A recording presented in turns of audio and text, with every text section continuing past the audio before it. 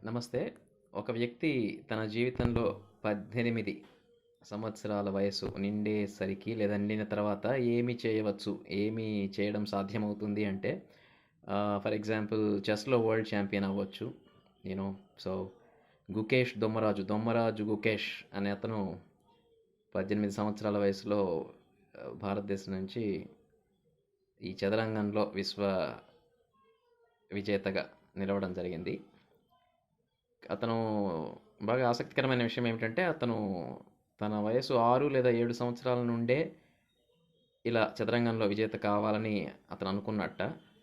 కాబట్టి భారతదేశం లాంటి దేశాల్లో ఆ చిన్నతనం నుండే సాధ్యమైనంత త్వరగా ఆ పౌరులకు ఈ భవిష్యత్తు జీవిత చిత్రం పట్ల అవగాహన కల్పించడం అనేది చేయాల్సి ఉంటుంది. తల్లిదండ్రులు కూడా 18 ఏళ్ళు నిండిన పిల్లల్ని కూడా చిన్న పిల్లల్లాగా వ్యవహరిస్తూ ఉంటారు. అలా కాకుండా మరింత పరిణతితో వ్యవహరించగలిగితే భారతదేశానికి మరియు ప్రపంచానికి మరింత మెరుగైన భవిష్యత్తు ఉండగలదు అనేది అభిప్రాయం. ధన్యవాదాలు.